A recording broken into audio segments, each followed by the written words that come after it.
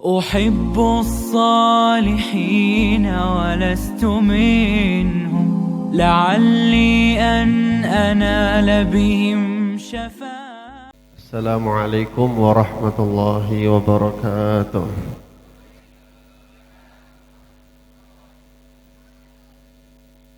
الحمد لله رب العالمين الذي هدانا لهذا وما كنا لنهتدي لولا أن هدانا الله. أشهد أن لا إله إلا الله وحده لا شريك له شهادة تعرض بها اللسان عما تضمنه الجنان من التصديق بها والإذعان. وأشهد أن سيدنا ونبينا محمدا عبده ورسوله الصفيه وحبيبه وخليله أرسله الله للعالمين بشيرا ونذيرا وداعيا إلى الله بإذنه وسراجا قمرا منيرا. اللهم صل وسلم وبارك وكرم على سيدنا وحبيبنا وشفيعنا وقرة أعيننا محمد ابن عبد الله مفتاح باب رحمة الله عدد ما في علم الله صلاة وسلاما دائمين بدوام ملك الله وعلى آله وصحبه ومن والاه ولا حول ولا قوة إلا بالله. Sebelumnya yang sama kita hormati ayah kita bersama, orang tua kita bersama, Walid Nur Zahri Yahya. Begitu juga Umi, mudah-mudahan insyaallah senantiasa diberikan kesehatan oleh Allah Subhanahu wa taala. Allah panjangkan umur beliau, Allah jaga beliau ma'al lutuf wal afiyah. Segala penyakit beliau insyaallah diangkat oleh Allah Subhanahu wa taala. Dan orang-orang semisal beliau mudah-mudahan insyaallah diperbanyak oleh Allah Subhanahu wa taala. Begitu juga kepada keturunan-keturunan beliau, anak beliau, cucu-cucu beliau, menantu beliau, begitu juga para murid-murid beliau, tuan-tuan guru kita, para tengku, abu, abi yang tidak dapat saya sebutkan satu persatu.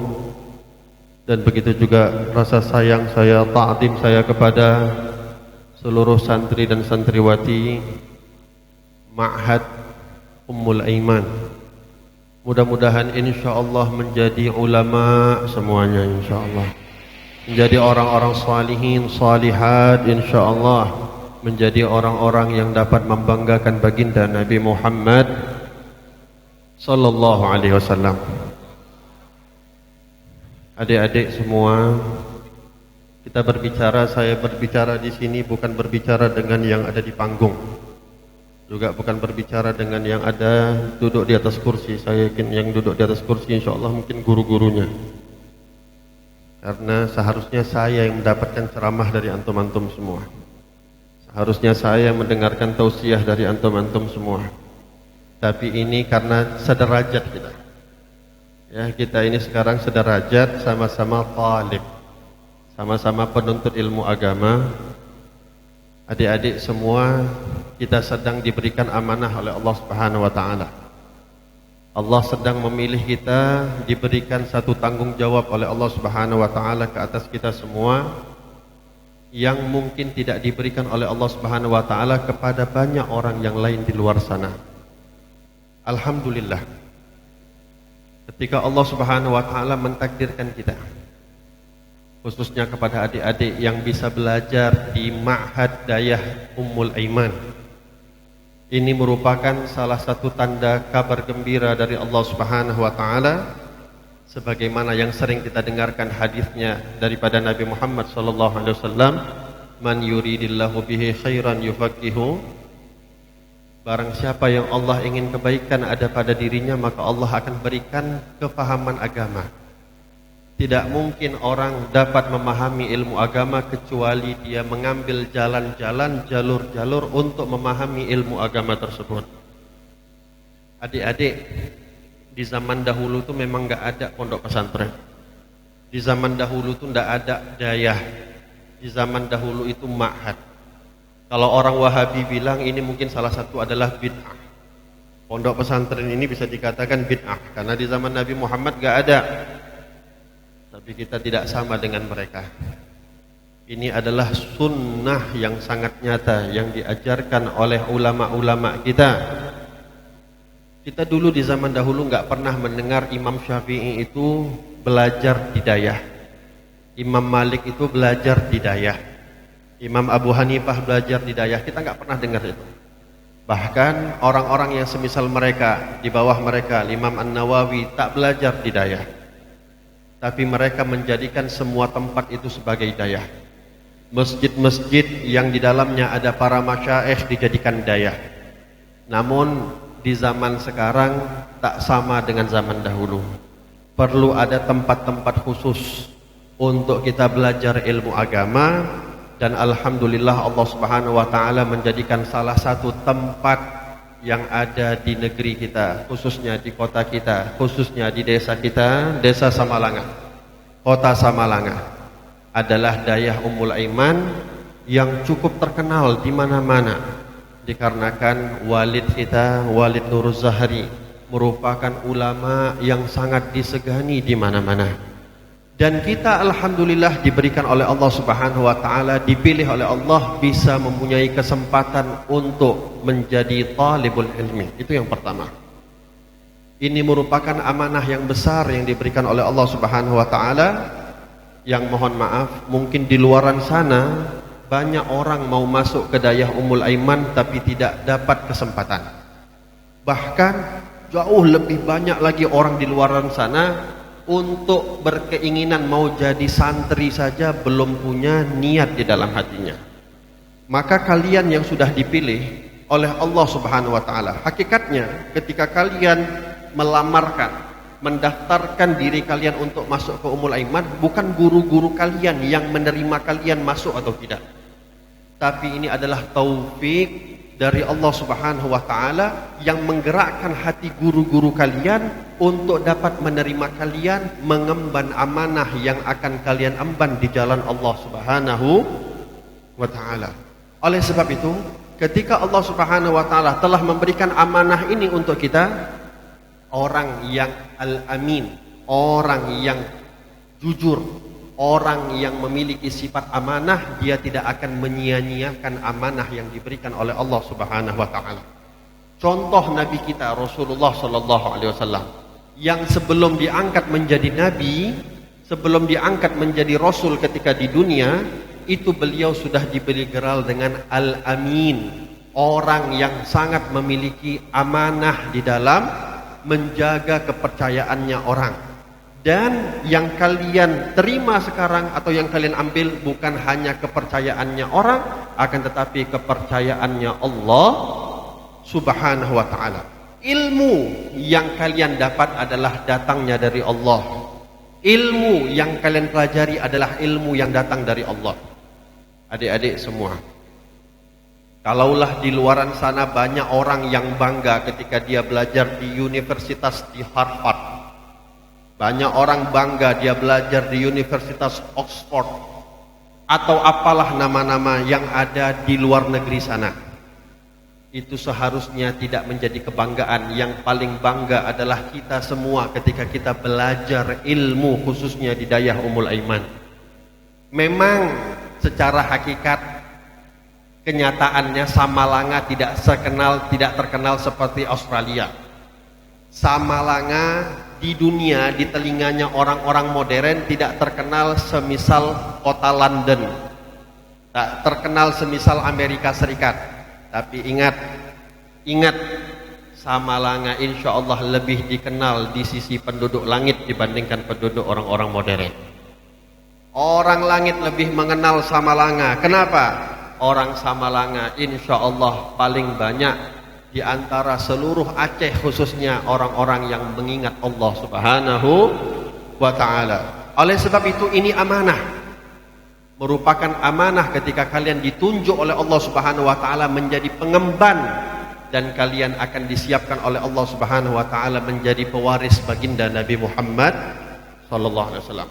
Adik-adik, ketika ada raja di Arab sana misalnya, atau raja di Eropa, maka mereka akan bangga orang-orang yang mempunyai nisbat kepada raja tersebut. Kenapa? Ketika raja itu mati, maka yang mengambil warisannya adalah keturunan-keturunannya. Namun hakikatnya kita semua adalah keturunan Nabi Muhammad SAW. Hakikatnya kita semua adalah keturunan warisannya Rasulullah SAW. Sebagaimana Nabi mengatakan, innamal anbiya lam yuwarrithu dinaran wala dirhaman walakin warrathal ilma. Para nabi itu tidak mewariskan dinar dan dirham, tetapi para nabi itu mewariskan ilmu.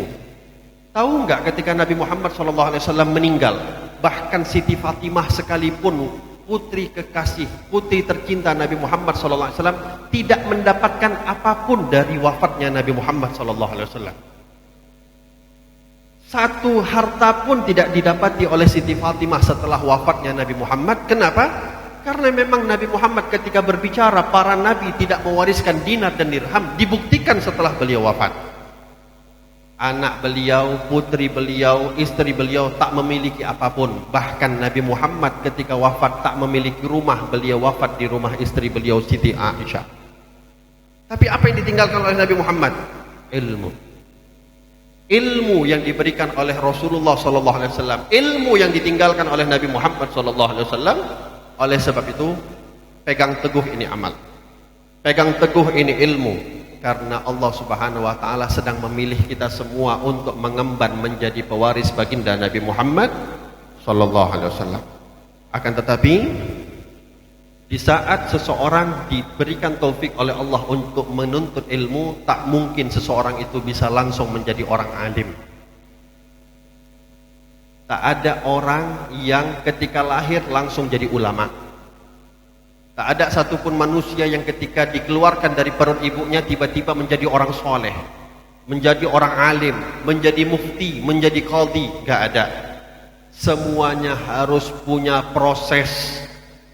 Kalaulah kita mau belajar untuk menjadi orang kaya, itu harus punya proses. Anda bayangkan, Anda kalau mau belajar jadi orang paling kaya di sisi Allah, lalu Anda menganggap tidak mempunyai proses, maka kita sekarang mengambil proses tersebut untuk kita menjadi orang-orang yang berharga di sisi Allah Subhanahu wa Ta'ala.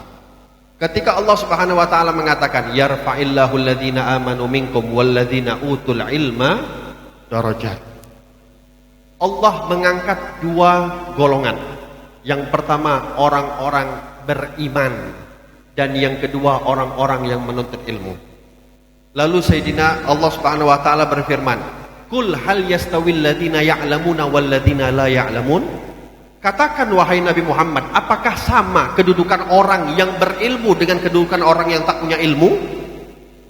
Sayyidina Abdullah ibn Abbas di dalam tafsirnya beliau mengatakan, orang yang memiliki ilmu itu berada di derajat yang paling tinggi. Orang yang tak memiliki ilmu, orang yang jahil itu berada di derajat yang paling rendah. Walihada, ambil kesempatan kita di dalam menuntut ilmu di jalan Allah Subhanahu wa Ta'ala. Bagi thalibul ilm, bukan ilmunya yang penting, tapi proses untuk dia mendapatkan ilmu itu yang jauh lebih penting. Ilmu di mana saja bisa kita dapatin. Ilmu bersama siapa saja kita bisa dapatin. Bahkan kalau mau kita bandingkan, bisa dikatakan iblis itu termasuk orang yang paling berilmu. Tapi apakah sama derajatnya iblis dengan Nabi Adam alaihissalam? Kenapa Nabi Adam alaihissalam yang juga diberikan ilmu oleh Allah Subhanahu wa Ta'ala masih diangkat derajatnya oleh Allah? Iblis yang sebelum ada Nabi Adam sudah diberikan juga ilmu oleh Allah, tapi derajatnya tidak disamakan oleh Allah seperti Nabi Adam, karena ada faktor lain selain daripada pentingnya ilmu. Tadi kita dengarkan daripada Abi Abdul Malik tentang bagaimana ada yang lebih penting daripada ilmu tersebut, yaitu adab ketika kita menuntut ilmu. Itu jauh lebih penting dibandingkan ilmu. Walihada sering kita mendengarkan al-adab fauqal ilm. Adab itu di atas ilmu. Orang yang punya ilmu tapi tak memiliki adab, maka tak ada nilainya di sisi Allah dan juga tak ada nilainya di sisi manusia. Tapi orang yang nggak punya ilmu tapi dia memiliki adab, ini derajatnya tinggi di sisi Allah dan juga dihormati di sisi manusia. Oleh sebab itu kita mengetahui dulu salah satu muridnya Imam Malik ibn Anas, ada di antara mereka yang 20 tahun belajar dengan Imam Malik, yang punya mazhab Maliki. 20 tahun belajar dengan Imam Malik. Setelah 20 tahun, dia 18 tahun habiskan untuk belajar adab, 2 tahun dia habiskan untuk belajar ilmu. Selama 20 tahun, 18 tahun dia habiskan untuk belajar adab, 2 tahun dia habiskan untuk belajar ilmu. Setelah selesai 20 tahun belajar dengan Imam Malik, dia menyesal belajar sama Imam Malik. Dia menyesal belajar 20 tahun sama Imam Malik. Kenapa? Karena dia menyesal. Kenapa 20 tahun itu tidak dia habiskan hanya untuk belajar adab dengan Imam Malik? Kenapa pakai 2 tahun terakhir itu harus belajar ilmu? Kenapa enggak 20 tahun itu habis untuk belajar adab dengan Imam Malik? Dan sembari dia mengatakan, ilmu yang ada pada Imam Malik bisa aku dapati kepada ulama yang lain, tapi adab yang ada pada Imam Malik tidak aku akan dapati kecuali ada pada diri Imam Malik. Apa salah satu adab yang diajarkan oleh Imam Malik? Al-Imam Malik ini terkenal orang yang memiliki adab kepada Nabi Muhammad SAW, memiliki adab kepada wasilah-wasilah akan ilmu yang diajarkan oleh Nabi Muhammad SAW. Itu pernah dikatakan Al-Imam Malik ibn Anas ketika beliau mengajarkan ilmu hadis, ketika belajar ilmu hadis, mengajarkan ilmu hadis, termasuk yang belajar dengan beliau adalah Al-Imam Syafi'i. Yang belajar dengan beliau adalah Al-Imam Muhammad bin Idris Syafi'i. Itu ketika beliau setiap kali mau membuka kitab hadis, beliau sebelum mau belajar atau mengajarkan ilmu hadis, beliau masuk ke kamar mandi, beliau mandi, pakai sabun yang paling wangi, pakai sampo yang paling wangi. Beliau keluar pakai baju yang paling bagus, pakai minyak wangi yang paling wangi. Untuk apa? Untuk menyampaikan ilmu hadis baginda Nabi Muhammad SAW. Sampai dikatakan di antara adab yang luar biasa diajarkan oleh para ulama. Jadi gak heran kenapa Imam Malik itu sampai sekarang disebut-sebut namanya. Mungkin di antara ribuan tahun kita sudah melalui wafatnya Nabi Muhammad SAW, sangat banyak ulama yang telah wafat, sangat banyak orang-orang mujtahid yang telah wafat. Tapi tidak kita dengar nama mereka seharum 4 orang yang meneruskan mazhab, khususnya mazhab fikih, yaitu Imam Abu Hanifah, Imam Malik, Imam Syafi'i, Imam Ahmad bin Hanbali. Kenapa? Karena memang bukan karena ilmunya yang mereka menonjol, tapi adabnya mereka kepada ilmu yang sangat mereka tonjolkan. Di antara adabnya Imam Malik ibn Anas, lihat bagaimana adabnya Imam Malik ibn Anas. Itu beliau ketika sedang mengajarkan ilmu hadis, subhanallah, ketika beliau sedang mengajarkan ilmu hadis, tiba-tiba di belakang beliau ada kalajengking mendekat. Lalu datang kalajengking itu naik ke badan beliau, disengat beliau dengan kalajengking tersebut. Tapi yang namanya sedang mengajarkan ilmu, khususnya ini adalah kalamnya baginda Nabi Muhammad. Ketika diajarkan, disengat 1 kali, tak berhenti Imam Malik.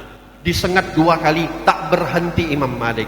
Sampai disengat yang 3 kali, akhirnya Imam Malik menyelesaikan ilmu atau apa yang dibaca daripada kalamnya Rasulullah. Lalu beliau tutup kitab tersebut, lalu beliau panggil muridnya. Muridnya nanya, Imam, kenapa wajah Imam kok terlalu pucat? Wajah Imam itu sudah sangat pucat, kenapa? Kata Imam Malik, coba kamu tengok ada apa di belakang. Rupanya ketika dilihat ada kalajengking sedang nyangkut di dalam tubuhnya Imam Malik, sudah menyengat berkali-kali tubuhnya Imam Malik bin Anas. Mungkin kita, jangankan kalajengking, tengok cacing lewat aja kita lagi ngajar, kabur gitu. Lari duluan kita. Ini kalajengking tidak menggoyahkan Imam Malik. Kenapa? Yang ada di depan beliau lebih penting, yaitu kalamnya Nabi Muhammad SAW. Mungkin kita berpikir, apa salahnya Imam Malik berhenti sebentar, dia ambil kalajengking, dia buang. Apa salahnya? Paling cuma habis waktu 1 menit, 2 menit.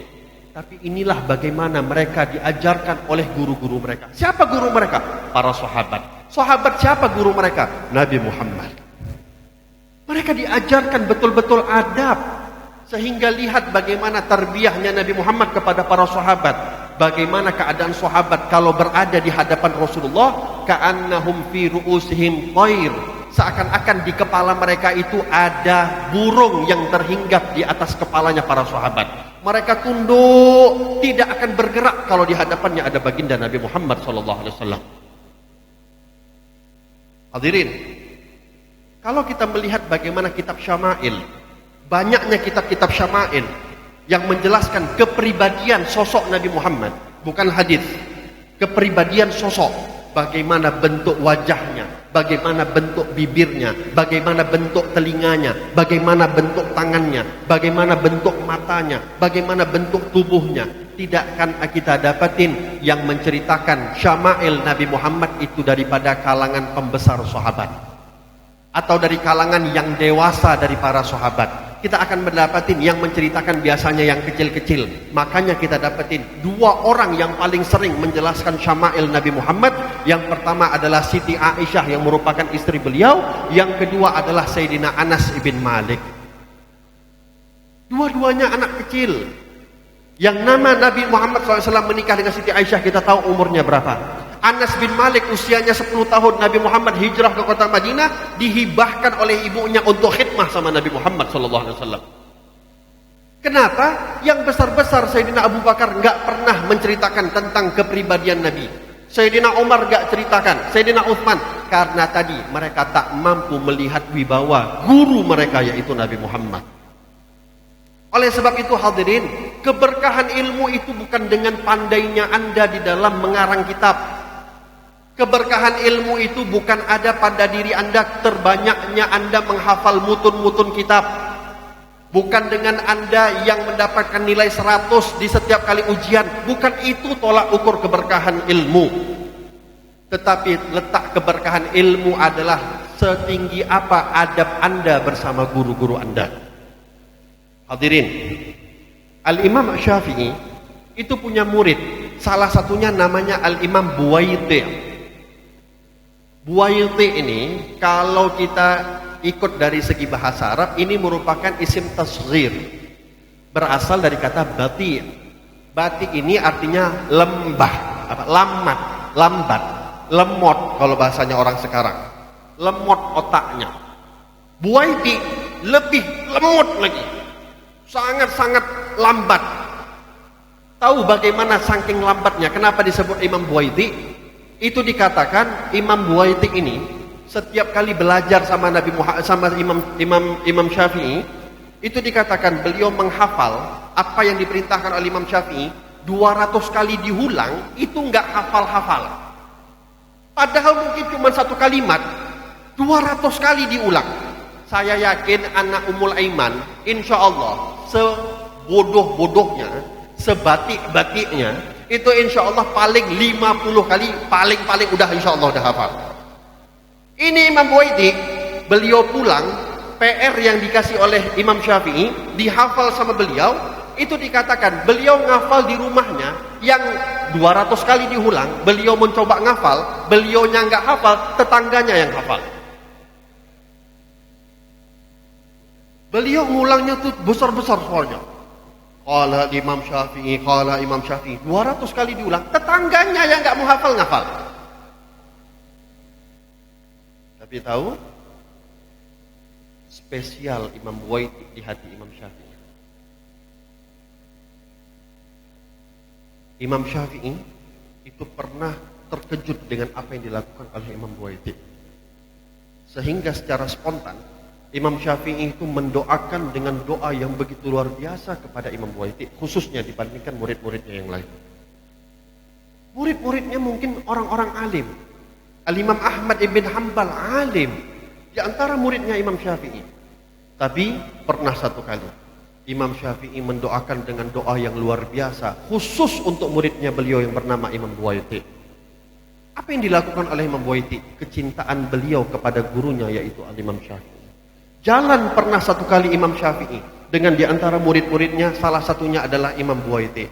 Ketika satu kali sedang berjalan, entah kenapa cincinnya Imam Syafi'i terjatuh ke atas selokan, jatuh ke dalam paret, tanpa ada yang meminta. Imam Syafi'i pun tanpa pernah menyuruh, tiba-tiba Imam Buwaiti yang ketika itu pakainya pakaian rapi, bajunya baju rapi, tapi dia nggak peduli. Yang penting adalah menjaga gurunya. Dia langsung masuk ke selokan, bajunya kotor, dia ambil itu semua apa yang ada di selokan, dicari, dan dia akhirnya mendapatkan cincinnya Imam Syafi'i. Lalu melihat, bukan karena masalah cincinnya didapatkan, bukan itu yang spesial bagi Imam Syafi'i. Apalah arti cincin bagi Imam Syafi'i? Hilang satu bisa dapat 1000. Tapi lihat bagaimana respon seorang murid yang bernama Imam Buwaiti ini tentang bagaimana dia menjaga gurunya. Akhirnya ketika melihat itu, Imam Syafi'i mendoakan, ya Allah berkahilah Buwaiti, ya Allah rahmati Buwaiti, ya Allah bukakan futuh kepada Buwaiti. Panjang doa Imam Syafi'i, khusus Imam Buwaiti. Subhanallah hadirin, adik-adik, apa hasilnya? Imam Syafi'i di akhir hayatnya beliau pernah bilang, idza ikhtalafa ashabu Syafi'i fa qawlu qawlu Buwaiti. Kalau terjadi perbedaan antara pendapat murid-muridnya Imam Syafi'i, maka pendapat yang kalian ambil adalah pendapatnya Buwaiti. Orang yang sangat lemot menjadi yang paling unggul di hadapan Imam Syafi'i. Kenapa? Keberkahan yang ada pada diri beliau. Oleh sebab itu, adik-adik, banyak sekali kita menceritakan, banyak sekali tentang kisah-kisah bagaimana khidmahnya seorang murid kepada guru. Dan itu adalah letak keberkahan yang tertinggi apabila dikatakan oleh ulama, laisa sya'an ayyakuna syaikhat fi qalbik walakin nasya'an an takuna anta fi qalbi syaikhik. Bukan satu hal yang spesial kalau gurumu ada di dalam hatimu. Ketika kamu semua menjadikan Walid Nuruzahri, ayah kita, berada di dalam hati kita, itu biasa, gak spesial. Memang kewajibannya seorang murid meletakkan gurunya di hatinya, itu biasa. Tapi yang luar biasa adalah ketika bagaimana kamu bisa berhasil menjadikan Walid, itu nama kamu ada di dalam hatinya Walid. Nama kamu berada di dalam hatinya para guru-guru kamu. Sehingga setiap kali dia bertahajud, setiap kali dia berdoa kepada Allah, yang diingat nama kamu, sehingga nama kamu yang didoakan kepada Allah Subhanahu wa ta'ala. Jangan sampai justru malah bukannya didoakan oleh guru kita, tapi khawatirnya, takutnya dilaknat oleh guru kita. Dulu pernah di zaman Al-Habib Abdullah bin Umar Syatiri, mungkin ada banyak yang tahu, Habib Salim Syatiri, Allah yarhamu. Habib Salim baru beberapa tahun lalu yang meninggal. Itu beliau sempat lama memegang Rubat Tarim setelah peninggalnya Habib Hasan, abangnya beliau. Habib Salim itu punya abah namanya Habib Abdullah bin Umar Syatiri. Habib Abdullah bin Umar itu dulu punya satu murid. Muridnya ini dari kalangan masyaikh. Ini murid ketika belajar ke Rubat Tarim gak punya ilmu apapun. Satu ilmu pun dia gak punya. Bahkan membaca Al-Quran dia belum lancar. Subhanallah, dia dididik oleh Habib Abdullah bin Umar dari orang yang tak punya ilmu sampai orang ini menjadi mufti di kota Tarim. Jadi mufti, jadi orang alim, dari tak punya ilmu jadi mufti. Tapi ingat, ketika menjadi orang alim, dia merasa, dan waktu itu Habib Abdullah bin Umar Syatiri sudah mengangkat dia untuk menjadi salah satu dewan guru. Diangkat jadi salah satu dewan guru. Lalu sebelumnya ini murid, dia kalau manggil Habib Abdullah bin Umar, dia manggil Al-Habib, Al-Imam, guruku, syekhku.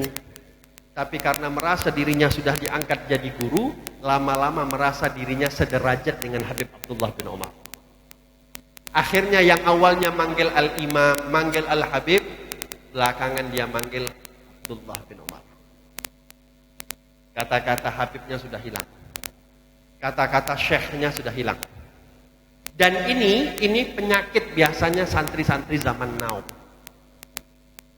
Saya pernah diceritakan, ini guru saya langsung. Ada satu guru saya di Darul Mustafa, namanya Syekh Husain Haddadi. Beliau yang mengajarkan kita minhaj waktu itu.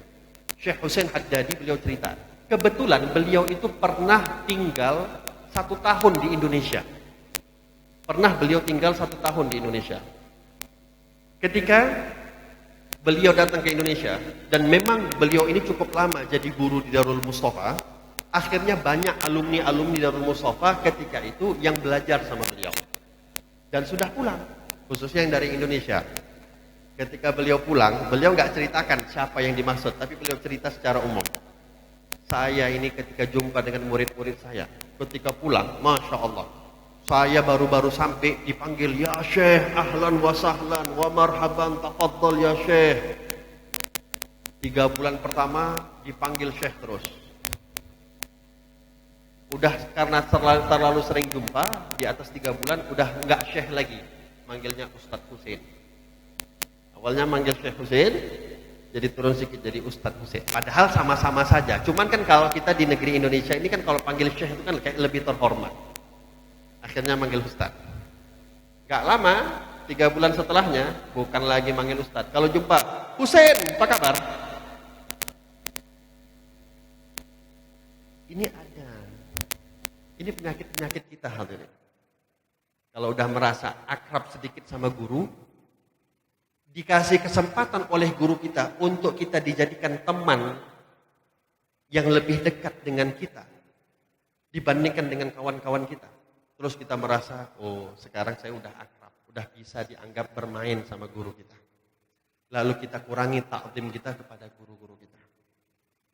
Hadirin, Sayyidina Abu Bakar As-Siddiq, dari awal Nabi menjadi Rasul, Nabi Muhammad menjadi Nabi, sampai Rasulullah jadi wafat, apakah pernah kita mendengar para sahabat memanggil Nabi Muhammad dengan kata Muhammad? Mereka tahu betul bagaimana Rasulullah. Laparnya Nabi Muhammad dalam keadaan kayak apa. Tidurnya Nabi Muhammad, duduknya Nabi Muhammad. Tapi bahkan disebut oleh Allah Subhanahu wa taala, jangan pernah sekali-kali kalian menjadikan panggilan untuk Nabi Muhammad sama seperti panggilan kalian kepada kawan kalian. Bahkan orang yang mengangkat suaranya di hadapan Nabi Muhammad bukan hanya dibenci oleh Allah, amal ibadahnya semua dihapus oleh Allah Subhanahu wa taala. Karena apa? Bukan karena nggak punya ilmu, karena tak punya adab. Sehingga tadi ini murid Habib Abdullah bin Umar itu karena udah merasa sama-sama dewan guru, akhirnya mulai manggil Abdullah bin Umar, nggak pakai Syekh, nggak pakai Habib. Karena sudah merasa jadi mufti, mulai banyak terima undangan. Undangan-undangan tausiah, undangan-undangan ceramah, undangan-undangan dakwah. Sampai satu kali dapat undangan pergi dakwah ke kota Mukalla. Kalau sekarang ini tarim ke Mukalla itu 3 jam 4 jam, betul? Ini banyak orang-orang Mukalla di sini. 3 jam 4 jam. Dulu belum ada mobil. Saya nggak tahu di zaman Habib Abdullah bin Umar udah ada mobil atau belum. Ala kulli hal. Lalu ketika dapat undangan, ini orang karena merasa sudah sederajat sama Habib Abdullah bin Umar, dia nggak pamit. Ya udah dia tinggalkan Rubat. Habib Abdullah masuk ke Rubat Tarim. Ketika itu dilihat satu halakoh nggak ada gurunya. Habib Abdullah tanya, ini gurunya siapa? Kata muridnya, Syekh Fulan bin Fulan. Mana dia kok nggak datang? Akhirnya ada yang bilang, beliau lagi pergi ke Mukalla. Kapan dia berangkat? Kemarin. Gak bilang-bilang sama saya. Gak pamit sama saya. Muridnya gak ada yang berani jawab. Akhirnya kata Habib Abdullah bin Umar, kalian tengok apa yang akan terjadi kepada Fulan nanti. Tahu hadirin, ketika ini orang mau berdakwah di kota Mukalla, dibukalah masjid. Posisinya begini, dalam keadaan sudah siap berdiri, mic sudah diberikan. Ini Syekh ketika mau ceramah, mengucapkan salam saja dia tak mampu menggerakkan lisannya. Mengucapkan salam dia tak mampu menggerakkan lisannya, sampai 15 menit, setengah jam dia berdiri, gak mampu berbicara apapun. Hadirin, namanya setengah jam berdiri, mau ngapain? Jadi patung. Mau jadi pantomim. Ya orang sudah mulai gusar-gusur, ini ngapain orang setengah jam gak ngapa-ngapain? Pada pulang semua. Nah namanya orang pulang kecewa, ya pasti ngomongin ini, Syekh Akhirnya ketika dia balik, ada muridnya yang ikut sama Syekh ini menceritakan kejadian itu kepada Habib Abdullah bin Umar. Dia katakan kepada Habib Abdullah bin Umar, semua kisahnya, kata Habib Abdullah bin Umar, salabat ilmu, ilmunya sudah diambil keberkahannya oleh Allah Subhanahu wa taala. Diambil keberkahannya oleh Allah. Kenapa? Tak punya adab kepada gurunya. Oleh sebab itu, habaib kita, ulama-ulama kita sangat menjaga, bahkan orang yang menuntut ilmu itu sebelum dia menuntut ilmu harus memiliki adab terlebih dahulu. Kalau kita sekarang ini, Anda tuh harusnya bersyukur adik-adik. Anda tuh harusnya bersyukur. Ada dayah, ada walid, ada ayah, ada guru-guru yang mau menerima kita sebelum kita punya adab. Ulama dulu nggak mau. Ulama dulu harus punya adab dulu kalau menuntut ilmu. Dulu pernah di zaman Imam Ahmad ibn Hanbal, itu ada orang mau datang kepada Imam Ahmad bin Hanbal, ya Imam, tolong saya mau belajar ilmu Al-Quran, saya mau belajar ilmu hadis. Apa kata Imam Ahmad bin Hanbal? Langsung diterima? Oh enggak. Ngisi formulir dulu? Oh enggak. Kata Imam Ahmad bin Hanbal, boleh kamu tidur di rumah saya dulu. Dilihat oleh Imam Ahmad bin Hanbal. Imam Ahmad bin Hanbal sengaja beliau ambil satu wadah, diletakkan di kamarnya. Tujuannya memang wadah itu terkenal biasanya untuk dipakai orang berwudu. Lalu sengaja ditaruh oleh Imam Ahmad bin Hanbal, diperhatikan sama Imam Ahmad bin Hanbal. 1 malam, 2 malam, 3 malam, diperhatikan air itu nggak kurang. Setiap malam ditaruh nggak ada yang kurang. Malam pertama nggak kurang, malam kedua diganti nggak kurang, malam ketiga diganti, paginya pun nggak kurang. Kata di hari ketiga, Imam, ini muridnya mau tanya, Imam, boleh gak saya belajar? Gak usah, kamu pulang saja ke rumah. Gak usah belajar sama saya. Kenapa? Saya 3 malam cari-cari kamu. Ada gak kamu sholat tahajud? Ada gak kamu qiyamul lail? Rupanya 3 malam saya cari, kamu gak pernah qiyamul lail. Tidur terus, molor terus, ngorok terus. Kamu gak pantas jadi murid saya. Keluar kamu. Kata Habib Abdullah bin Umar Syatiri, la yakunu taliban alladzi laisa lahu salatul jamaah wa qiyamul lail. Gak pantas dianggap seseorang itu sebagai seorang murid penuntut ilmu kalau dia tidak memiliki 2 hal. Apa? Yang pertama qiyamul lail, yang kedua tidak pernah menjaga salat berjamaah. Dulu Al-Habib Abdurrahman bin Muhammad Al-Mashhur yang mengarang kitab Bughyah Mustarsyidin. Tahu kitab Bughyah? Ma'ruf. Itu kitab fikih. Bughyatul Mustarsyidin. Itu yang mengarang Habib Abdurrahman bin Muhammad Al-Mashhur. Mufti Diyar, mufti Kota Tarim. Itu pernah satu kali ada orang datang. Sama. Habib, saya mau belajar. Terima saya jadi muridnya Habib. Dilihat sama Habib Abdurrahman dari jauh-jauh udah dilihat. Ini ada yang gak bagus di dalam hati muridku ini. Ada yang gak bagus di dalam hatinya doi ini. Akhirnya kata Habib Abdurrahman, kebetulan yang minta ini adalah anaknya raja. Anaknya pemimpin besar yang ada di Kota Tarim waktu itu. Dia datang mau belajar sama Habib Abdurrahman. Oke, kamu kalau mau belajar boleh. Sebelum kamu belajar, tolong saya punya hajat. Tolong beli ikan hiu di pasar. Tolong belikan saya ikan hiu di pasar. Berapa banyak Habib? Gak usah banyak-banyak, 1 kilo 2 kilo cukup. Oke. Mana plastiknya Habib untuk saya ngangkat ikan hiunya? Gak usah pakai plastik. Itu baju kamu kan lengannya besar. Taruh aja di baju kamu. Taruh aja di baju kamu, gak usah pakai plastik. Nah, dia pergi. Ketika dia pergi ke pasar, dia beli ikan hiu. Ini kalau pernah ke Arab atau pernah ke Yaman, itu biasanya tahu lekham itu kayak mana. Namanya ikan lekham, Tengku, Abi, itu baunya luar biasa. Apalagi kalau yang masak orang Arab, cuman direbus ikan itu. Bau, kami itu kalau udah kena makan lekham, itu satu dayah tuh bau semua. Minta maaf memang. Apalagi orang Indonesia rata-rata gak ada yang suka. Kecuali orang Indonesia yang masak. Orang Indonesia masak pandai, dia jadikan ikan asin, enak. Tapi kalau udah kena orang Arab yang masak, cuman direbus. Akhirnya dia pergi. Dia beli ikan hiu. Bang, ada ikan hiu? Ada. Laham. Oke, dibeli 1 kilo. Mana plastiknya? Nggak ada. Taruh aja di sini. Kamu taruh di baju kamu anaknya fulan, anak petinggi, anak orang kaya. Gak apa-apa, guru saya yang minta. Akhirnya dia bawa itu, dengan bajunya ikan tersebut, dia berikan kepada Habib Rahman. Habib Rahman, ini ikannya. Kata Habib Rahman, kamu lulus untuk jadi murid saya. Akhirnya dia tanya, Habib, kenapa kamu gak kasih plastik? Kata Habib Abdurrahman, saya mau lihat, karena di hati kamu saya lihat tadi ada perasaan-perasaan atau sifat-sifat gak baik ada dalam hati kamu. Kamu saya lihat di dalam hati kamu merasa diri kamu itu lebih hebat dari orang lain. Itu gak pantas untuk jadi murid saya. Ini ujian yang diajarkan oleh ulama-ulama kita terdahulu sebelum jadi muridnya mereka.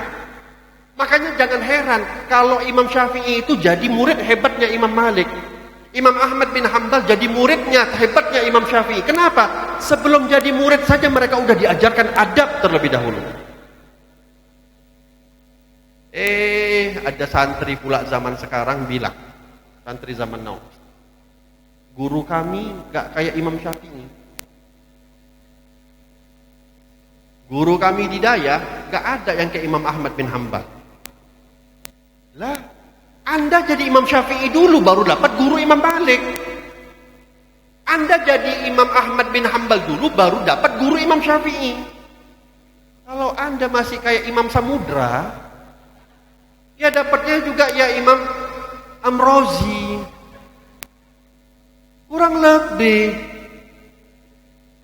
Walihada hadirin, adik-adik, ya, adab yang harus paling dijaga. Terutama ini kalian besok libur. Kalau kalian selama di Daya, mungkin orang-orang luar tak tahu bisa menilai apakah anak-anak santri Ummul Aiman ini punya adab atau tidak. Tapi kapan ukurannya kalian sukses atau tidak ketika belajar di Ummul Aiman? Walaupun kalian belum lulus, walaupun kalian cuma libur sementara, kalian yang akan menentukan walid menjadi orang yang sukses mendidik santri atau tidak, itu semua ada di tangan kalian. Ketika kalian keluar dari sini, ingat, masa belajar yang hakiki bukan ketika kalian berada di Ummul Aiman. Masa belajar yang hakiki adalah ketika kalian keluar dari Ummul Aiman. Ketika kalian pulang ke rumah kalian, ketika kalian bersosialisasi dengan guru kalian, dengan orang tua kalian, dengan masyarakat kalian, disitulah hakikatnya kalian memulai pelajaran kalian. Apa yang kalian pelajari, itulah waktunya untuk kalian terapkan. Dengan siapa? Dengan orang yang ada di sekitar kalian. Oleh sebab itu, tadi saya katakan, kalian yang paling menentukan apakah walid orang yang baik di mata masyarakat atau tidak. Hadirin, adik-adik, Habib Umar bin Hafid, tahu kenapa beliau itu begitu diagungkan di Indonesia? Kenapa beliau begitu istimewa di Indonesia? Karena beliau punya murid yang istimewa semisal Habib Munzir Al-Musawah. Beliau punya murid yang istimewa di Indonesia semisal Habib Quraish Baharun, Habib Soleh Al-Jufri, Habib Jindan bin Jindan.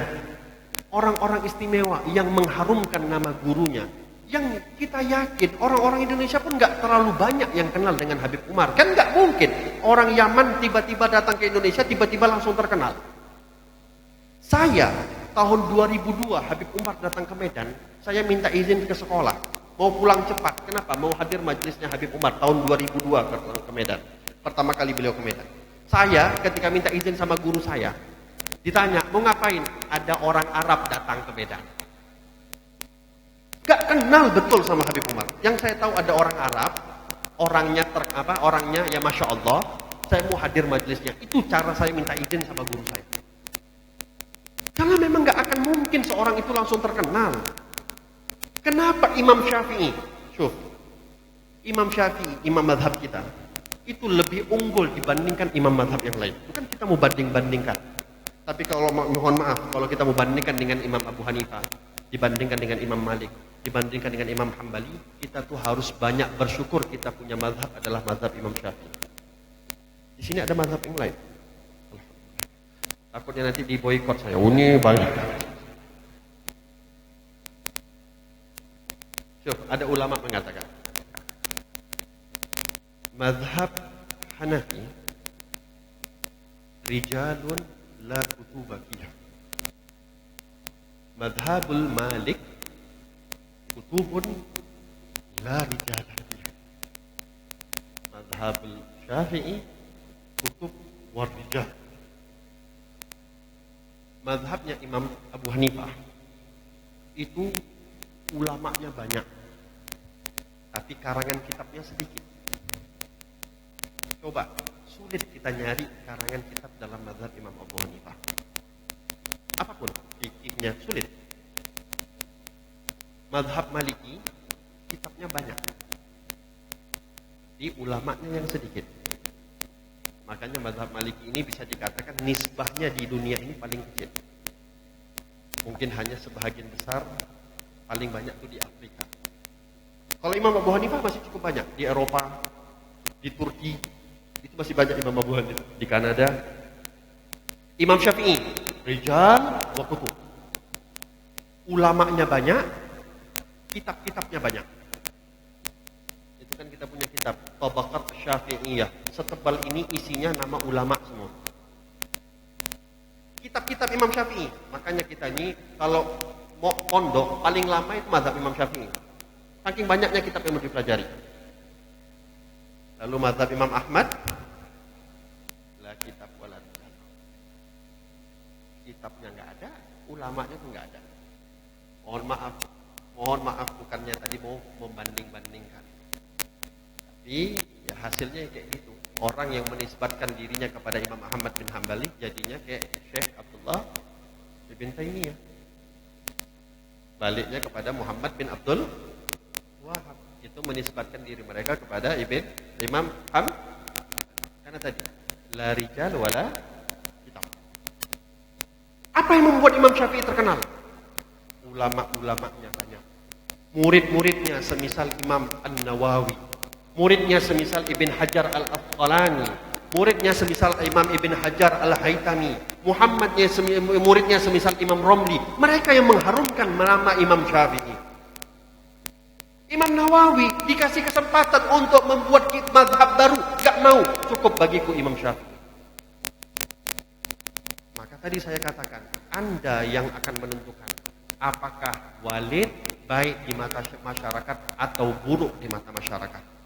Kalau Anda sayang dengan walid Anda, kalau Anda sayang dengan walid kita, maka jaga nama baik walid, bukan dengan Anda memamerkan ilmu Anda, akan tetapi dengan Anda menjaga adab Anda.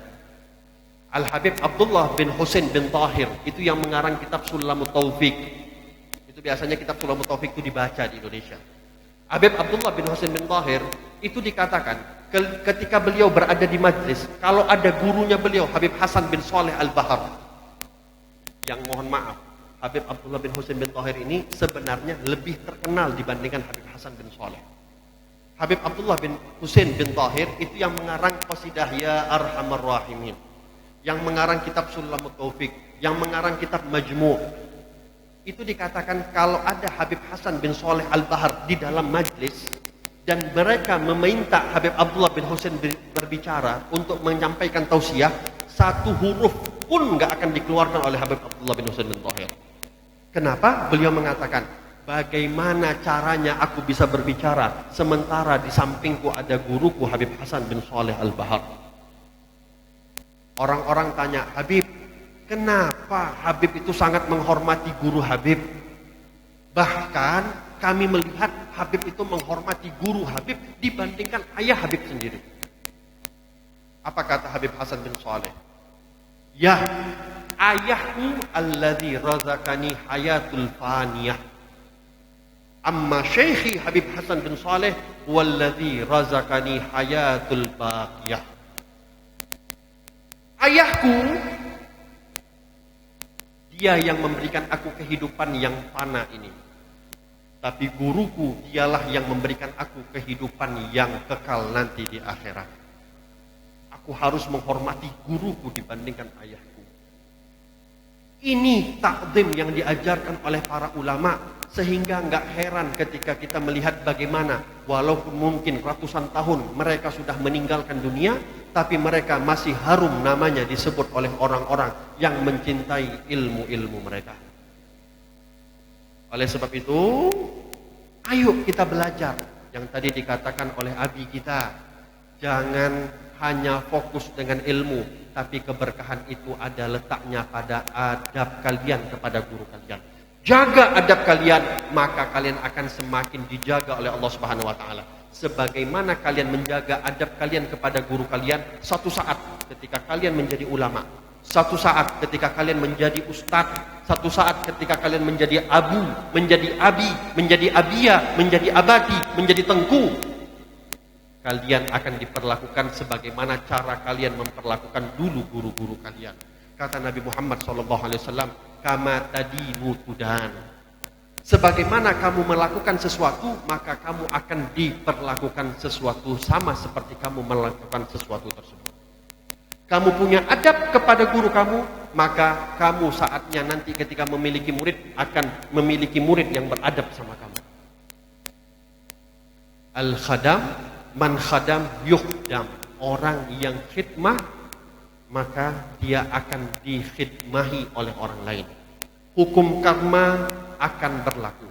Oleh sebab itu, kita jadikan, niatkan, kita paling memiliki adab kepada guru kita jadikan berlomba-lomba bagaimana caranya nama kita semua bisa ada di dalam hatinya walid kita. Khususnya, mudah-mudahan insya Allah kalau sudah berhasil nama kita jadikan di dalam nama atau dalam hatinya walid, insya Allah Anda menjadi murid yang paling beruntung, insya Allah.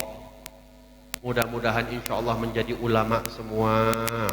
Mudah-mudahan insya Allah menjadi orang-orang yang bermanfaat semua. Mudah-mudahan insya Allah ilmu yang kalian tuntut, ilmu yang kalian ambil, insya Allah diberkahi oleh Allah Subhanahu wa ta'ala. Mudah-mudahan insya Allah menjadi ilmu yang bukan hanya bermanfaat untuk diri kita saja, akan tetapi bermanfaat untuk masyarakat ramai semuanya. Amin ya Rabbal Alamin. Mudah-mudahan Allah bukakan pintu-pintu ilmu untuk kita semua. Mudah-mudahan insya Allah diberikan futuh oleh Allah Subhanahu wa ta'ala, diberikan munuh oleh Allah Subhanahu wa ta'ala, dijadikan oleh Allah Subhanahu wa ta'ala kita menjadi orang yang berilmu, yang mampu mengamalkan ilmu-ilmu kita. Kata Imam Ibn Ruslan di dalam kitabnya Zubat, wa alimun lam ya'mal bi'ilmihi mu'adzabun min qabli ubadil watan. Wa alimun bi'ilmihi lam ya'malan mu'adzabun min qabli ubadil watan. Orang alim, kalian sudah menuntut ilmu tapi tak mengamalkan ilmu yang kalian miliki, tahu bagaimana hukuman nanti di akhirat? Kalian akan diazab oleh Allah Subhanahu wa ta'ala sebelum Allah mengazab para penyembah berhala. Kita semua tahu penyembah berhala, orang-orang yang syirik, satu dosa yang tidak akan diampuni oleh Allah nanti di akhirat adalah orang-orang yang musyrik kepada Allah.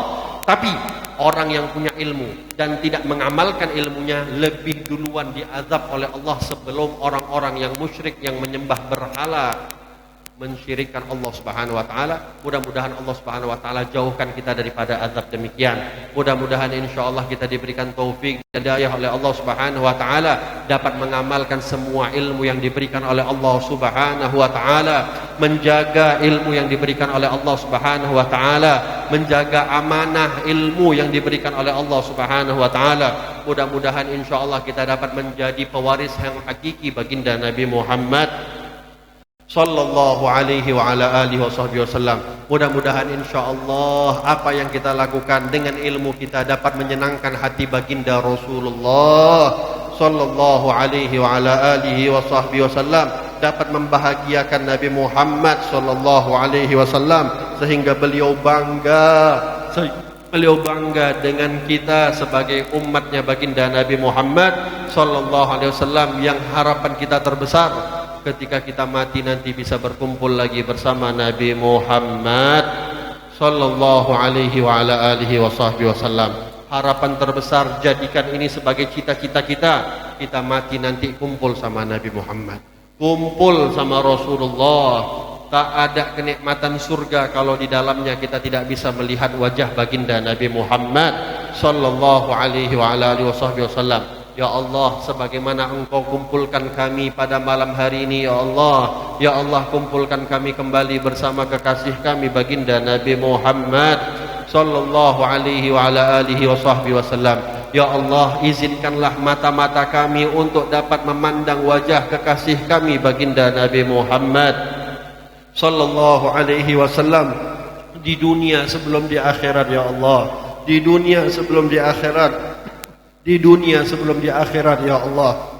Jangan Engkau cabut nyawa kami sebelum kami Engkau karuniakan mata kami untuk dapat memandang wajah kekasih kami baginda Nabi Muhammad sallallahu alaihi wa ala alihi wasallam.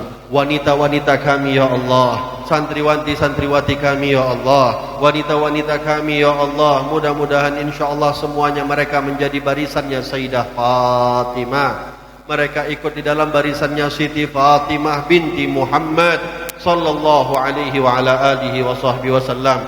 Ya Allah, matikan kami dalam keadaan husnul khatimah. Jangan Engkau cabut nyawa kami dalam keadaan kami su'ul khatimah. Ya Allah, ya Allah, ya Allah, ya Allah, jadikanlah akhir hayat kami dengan mudah kami mengucapkan kalimat la ilaha illallah. Jangan Engkau sibukkan kami dengan ucapan-ucapan selain ucapan la ilaha illallah. Ya Allah, hidupkan kami dengan kalimat la ilaha illallah. Matikan kami dengan kalimat la ilaha illallah. Ampuni dosa-dosa orang yang mengucapkan kalimat la ilaha illallah. Ya Allah, bangkitkan kami bersama orang-orang yang telah berhasil di akhir hayatnya mengucapkan kalimat la ilaha illallah. Ya Allah, kumpulkan kami bersama Sayyidul la ilaha illallah, yaitu baginda Nabi Muhammad sallallahu alaihi wa ala alihi wa sahbihi wasallam. Ya Allah, ya Allah, orang-orang tua kami di rumah, ya Allah, berikan kesembuhan atas segala penyakit mereka, ya Allah. Jaga mereka, panjangkan umur mereka, ya Allah. Jadikanlah kami anak-anak yang dapat membanggakan hati orang-orang tua kami, ya Allah. Jadikanlah kami menjadi anak-anak yang dapat membanggakan hati Nabi kami, Nabi Muhammad sallallahu alaihi wasallam. Doa terkhusus kami panjatkan untuk ayah kami, ya Allah. Doa khusus kami panjatkan untuk walid kami, ya Allah. Ya Allah, berikan kesehatan untuk beliau, berikan kesembuhan untuk beliau, panjangkan umur beliau, ya Allah, ma'al lutuf wal afiyah. Panjangkan umur beliau, ya Allah, ma'al lutuf wal afiyah. Panjangkan umur beliau, ya Allah, ma'al lutuf wal afiyah. Ya Allah, Engkau jaga beliau, ya Allah. Tak ada orang yang dapat menjaga beliau sebaik-baiknya kecuali Engkau, ya Allah. Engkaulah yang maha indah, Engkaulah yang maha hebat di dalam menjaga ayah kami, ya Allah, menjaga walid kami, ya Allah. Ya Allah, teguhkan hati walid kami, ya Allah. Sabarkan hati walid kami, ya Allah. Berikanlah kesabaran terus kepada walid kami, ya Allah, sehingga walid kami dapat mengajar kami, dapat mendidik kami, ya Allah, dapat membimbing kami ke jalan-Mu, ya Allah, dapat membimbing kami kepada jalan Nabi-Mu, Nabi Muhammad sallallahu alaihi wa ala alihi wa sahbihi wasallam. Ya Allah, jaga diri beliau, jaga keluarga beliau, jaga keturunan beliau, jaga anak cucu beliau, jaga semua kerabat beliau, jaga murid-murid beliau, ya Allah, jaga murid-murid beliau, ya Allah, jaga kami semua, ya Allah. Jauhkan kami dari segala maksiat, jauhkan kami dari segala perkara mungkar, jauhkan kami daripada segala yang membawa murka-Mu, ya Allah. Jauhkan kami daripada segala membawa murka-Mu, ya Allah. Jadikanlah kami orang-orang yang dapat menarik rahmat-Mu, ya Allah. Jadikanlah kami orang-orang yang dapat menarik maghfirah-Mu, ya Allah. Ya Allah, sebentar lagi bulan Ramadan akan masuk kepada kami, ya Allah. Panjangkan umur kami sehingga kami dapat masuk ke dalam bulan suci Ramadan.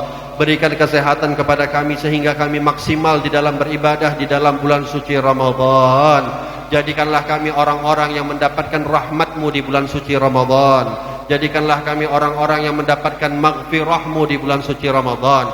Jadikanlah kami orang-orang yang terbebas yang terbebas daripada idkum minan nar, daripada nama-nama kami yang sudah Engkau takdirkan di dalam api neraka ya Allah, Engkau ubah nama kami menjadi ahli surga ya Allah.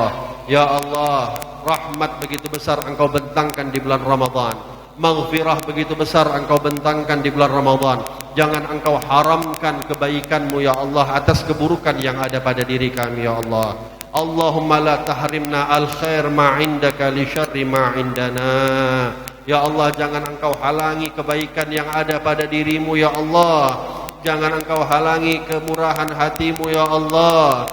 Jangan Engkau halangi semua apa yang ada pada diri-Mu ya Allah, karena keburukan yang ada pada diri kami ya Allah. Kalau ada di antara kami yang melakukan kekhilafan, kami adalah hamba-hamba-Mu ya Allah. Kalau ada di antara kami yang melakukan kesalahan, kami adalah makhluk-Mu ya Allah. Kami sudah Engkau takdirkan untuk senantiasa tidak akan luput daripada kesalahan ya Allah. Ya Allah, ya Allah, akan tetapi Engkau adalah Zat yang maha mengampuni segala dosa.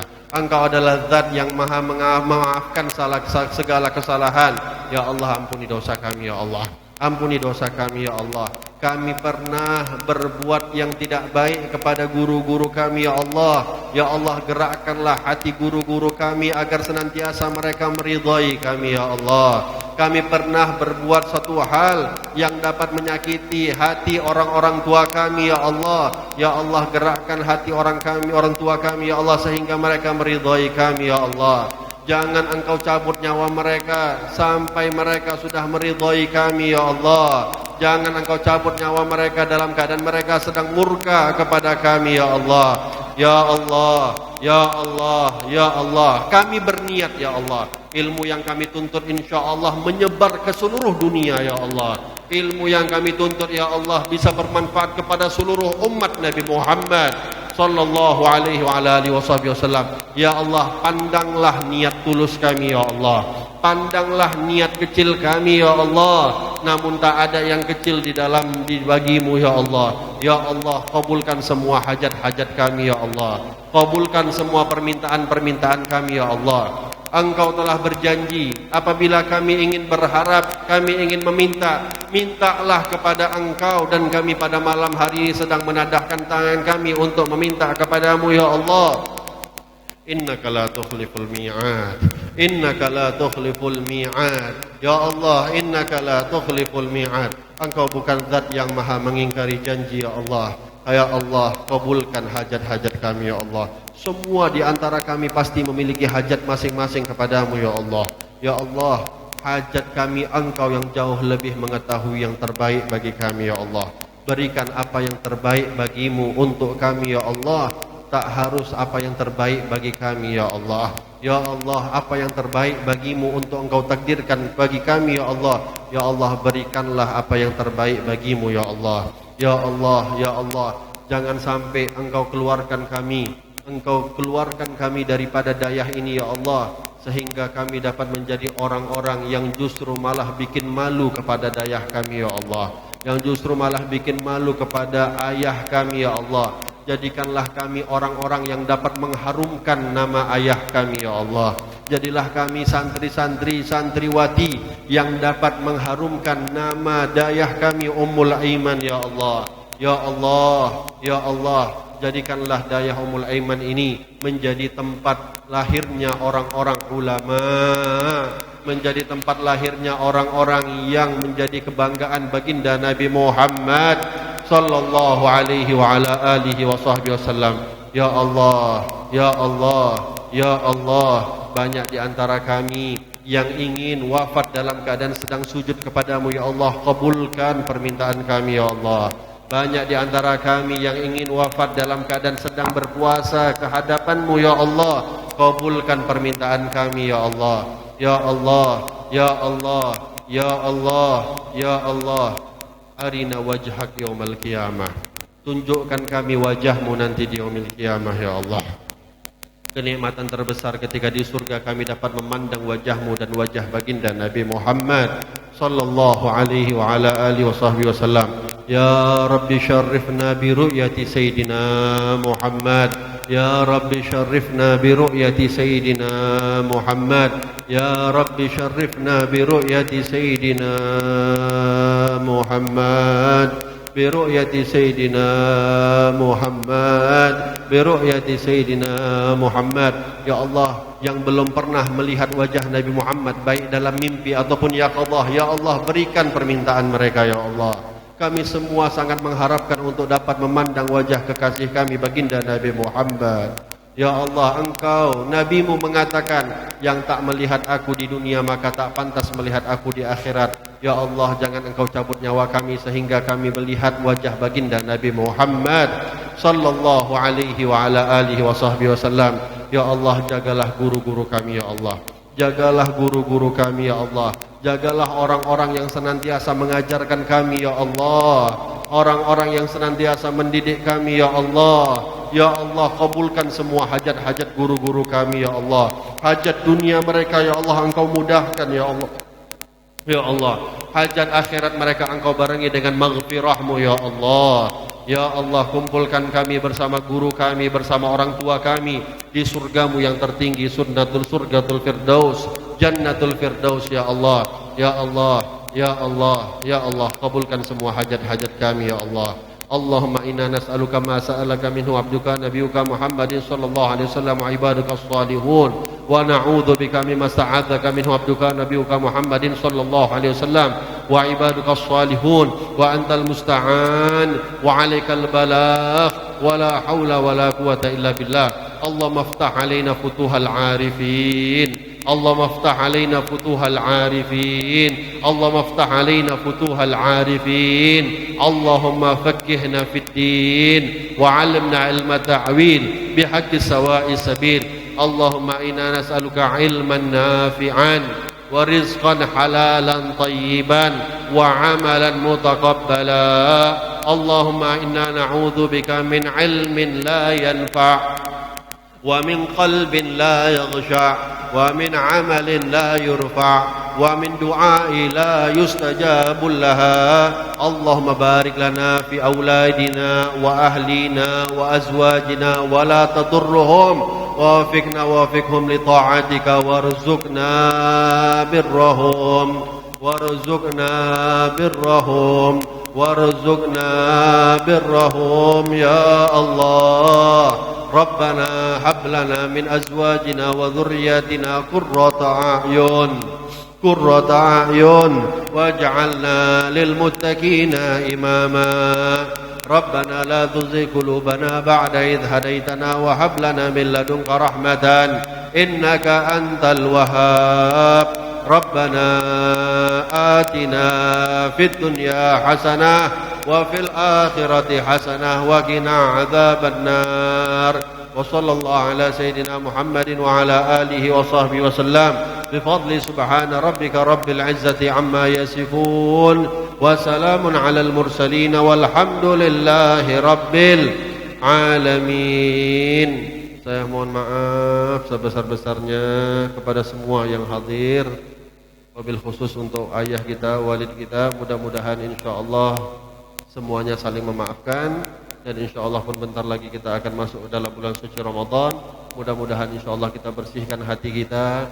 Adik-adik, minta sebelum kalian pulang, minta ridhonya guru kalian. Minta ridhonya guru kalian. Jangan ada satupun guru kalian yang belum kalian minta ridhonya terus kalian pulang dari tempat ini. Hati-hati. Ridho guru kalian yang akan menjaga kalian. Ridho guru kalian yang akan menaungi kalian. Mudah-mudahan insyaallah semuanya bermanfaat di sisi Allah Subhanahu wa taala. Wabillahi taufik wal hidayah. Assalamualaikum warahmatullahi wabarakatuh.